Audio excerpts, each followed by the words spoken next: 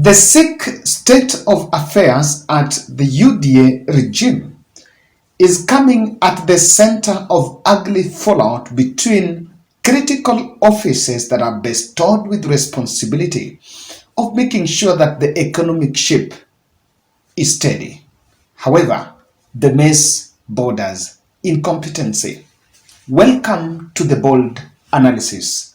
I want us to look at the blame games with multiple reports of William Ruto juggling with a reshuffle to save face from the public. At least someone has to carry the cross because Kenyans cannot bear it anymore. If you're watching this video for the first time, kindly subscribe to our channel, click the notification bell and like our video. My name is Kevin Oduor. Treasury, and I want us to look at it critically on what is going on so that we make a very good judgment. And who exactly do you think is carrying the cross? Treasury CS from January warned the country that adjust your belts, we have tough times coming ahead. Maybe that is a bit of what he said, and he warned the nation. But again, in an article that was published by The Nation, the Treasury blamed KRA, the taxman, for underperformance in terms of revenue collections. So, because government did not achieve its targets on revenue collections, it is partly the reason why the country is in some sort of a mess. Now, this narrative was carried, and it didn't sit well with the taxman, with also the taxman doing a rebuttal saying they are in fact on course and growing their collection, even though they never denied or accepted the assertion that they are working below, or they are below the expectation. The chairman, and that was Treasury, blamed KRA.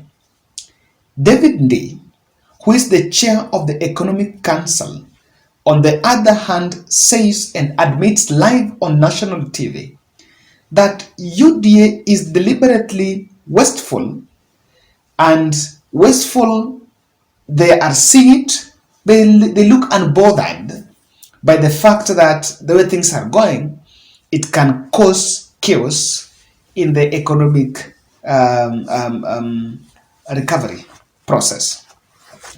Experts see his confession as a strong jab at the executive, and he seems to have joined the critics that say that UDA have bloated wage bill, including the 50 cabinet administrative secretaries, ghost workers. I personally, I believe they are actually ghost workers. I don't see their input. Maybe in the fullness of time, we'll see. Even during Uhuru Kenyatta's time, we never saw. So David Ndii going live on TV, admitting that government is wasteful, live on TV, is believed to have unsettled the UDA leadership, and even including the deputy president allegedly is unhappy with the way the smear campaign, or rather the way the economic chair of the Economic Council is aiding a smear campaign against its administration. You know, the truthful man has always said that his work is to deal with those who he believes are against his boss, William Ruto.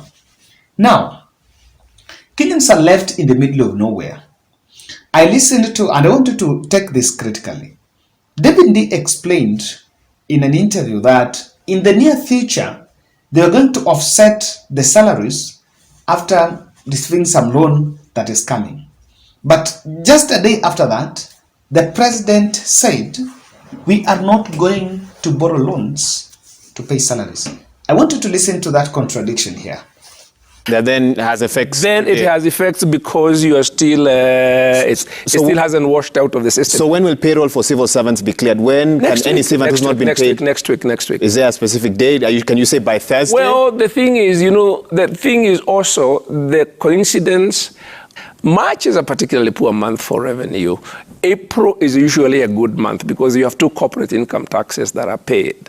You have the final tax for the last financial year and the installment tax for the first so are you telling of the year. Civil servants that their April salaries will come? Oh, definitely next week. By end of next week, definitely. For March, certainly. The other thing is that, we're still being able to raise money. Next week, we've got $200 million coming in from a syndicated loan. We have $300 million probably by the end week or the other week. Immediate already started and rolling, and then do the others later, because we have to live within our means. I want to assure you and assure the country that we are well on course in running a stable economy that is not dependent on unnecessary excessive borrowing. I know we had an issue of delayed salaries, which is, somebody said, it is the first time that we are having delayed salaries. Yes, it is the first time we are having delayed salaries. But it's also the first time we are having such monumental debts. I want to assure the country that that is managed. We have turned the corner. All I assure the country is this, the commitment I made that we are not going to borrow money to spend on recurrent expenditure, including salaries. That is the position of the government of Kenya. So look at that. President is saying we are not going to borrow to pay loans. David is saying we are going to pay you in the next week because we are expecting some syndicate loan coming. Which is which? So you see a bit of total confusion. And his contradictions, actually some of these contradictions even unsettles the political within the UDA. And he's actually seen as a man that is endearing to the Raila Odinga team. I wanted to look at this tweet. Someone just shared with me this tweet. I don't know what's your take on it. There is a gentleman who tweeted and was saying, I think he replied to David D tweet and said, sisi sahi tunangoja, sisi kama jeshi la baba, tunangoja aseme maandamano ni lini, juu hiyo ndio kitu itafanya msikie maneno. Then David D picked that tweet and said, boss, we'll just buy him with your money and you will get nothing. You know, that tweet, if you check that tweet, it has 638,000 views. That's not small. It has attracted 638,000 views and a lot of replies. So that tweet has been really trending, with people then asking, what is David D insinuating? Now that did not sit well with the political class. You find it very difficult, and I want to tell you that the war between this and that has been going out. And if you think we're just talking, I also want to share with you this. This is a story. I think it was captured by one of the newspapers. It has been, I think this should be national. This is the Star. A senior government official is reportedly a worried man after he was informed his boss was not happy that he carried a delegation to his overseas trips that included a cook. The official has been supposedly globetrotting with a huge delegation at the expense of the public. And news that among those in his company was a cook angered the big boss. There are reports looming changes at the office, but it's not clear when. Now, so that bit of it complains about what exactly has been going on.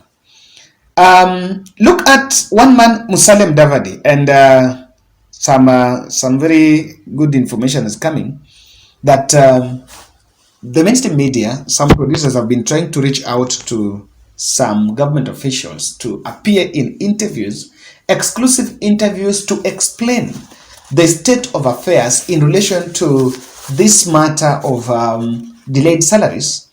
And quite a number of people have declined interviews, and they have opted to respond to those questions about salaries in the events that are organized by the state, and maybe rallies, maybe interdenominational prayers.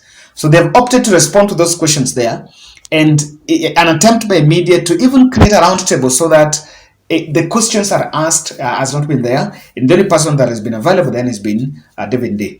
Musalia Mudavadi, was speaking during the performance report release at KCC, says that government will punish punitive accounting, ministry accounting and procurement office officials behind the wastes.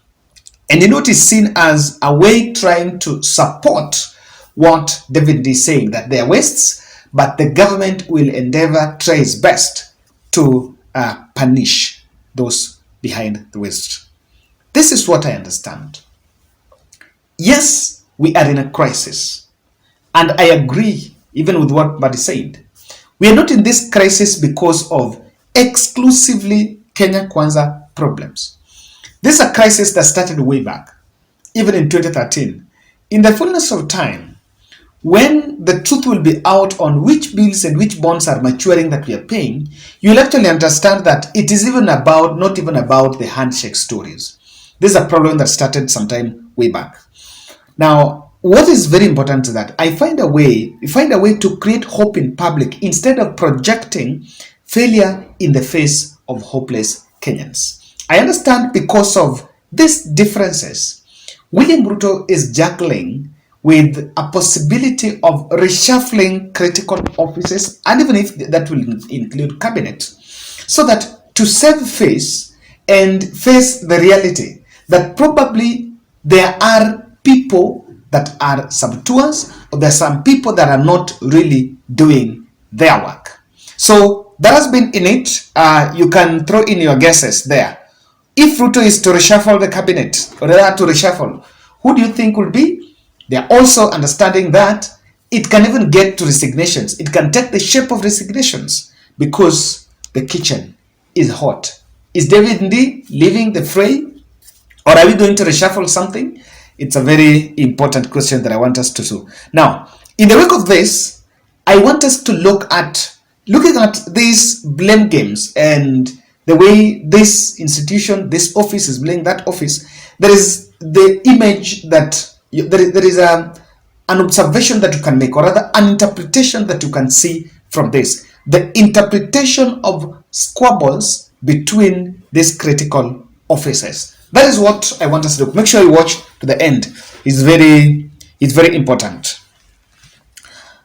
Coordination, or rather, yes, let me say, the level of coordination and supremacy battle between this Economic Council and Treasury in relation to executive, there is a mishap. And let me just ask, an expert can tell us, between Economic Council office and the Treasury, which one is closest? Now, who does that Economic Council advise? Does he advise the president, then president advises Treasury? Or do they advise Treasury, then Treasury advises president? Who advises who? In the look of things, that is where the devil lies. The devil lies between hapa kwa Ndii, hapa kwa Treasury, and the executive. Who is who? And Ruto should take this from me. Restructure. If there is an office that is not adding crystal value, then you just need to do away with it.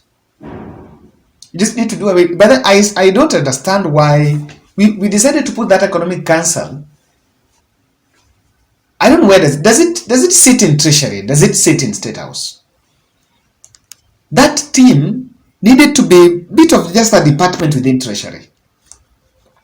You know, we have Treasury with PS, with different directorates, and even advisors, economic advisors. Then we have Economic Advisory Council.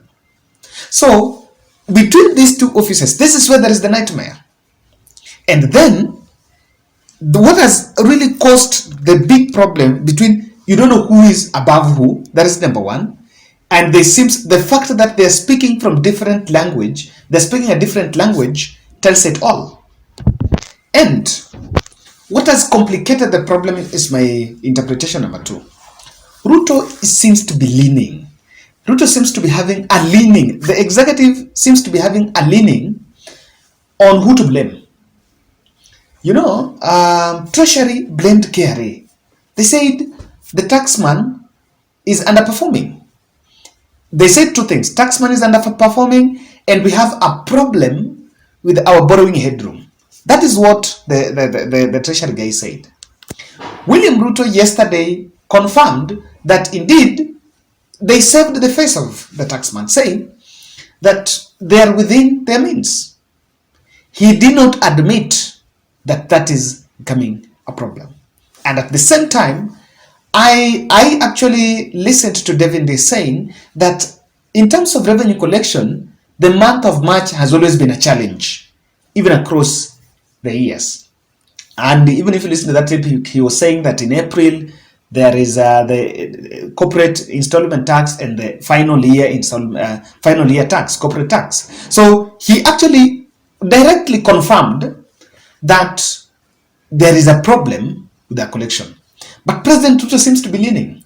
So this sort of leaning is going there because we want to save the face. And you know what is it? You know the headache is this. Ruto is seeing traces of incompetency, but he's lacking a reverse gear because the blunder was political expediency at hiring, or rather at the appointment. This is the challenge. I'll get time and look at it in my next analysis. The biggest problem President William Ruto have is this. Those he has appointed and has given positions are having those positions as their birthrights. You know what? They contributed to you becoming the president. They contributed to you. Maybe you signed MOUs. You cannot just wake up and sack them. Unlike the other time when Uhuru Kenyatta sacked Treasury, that was, is it Henry? The guy who was in Treasury. The guy who was replaced by Ukuri Yatani. Kina Kamau Thubi. Uhuru chased them, fired them.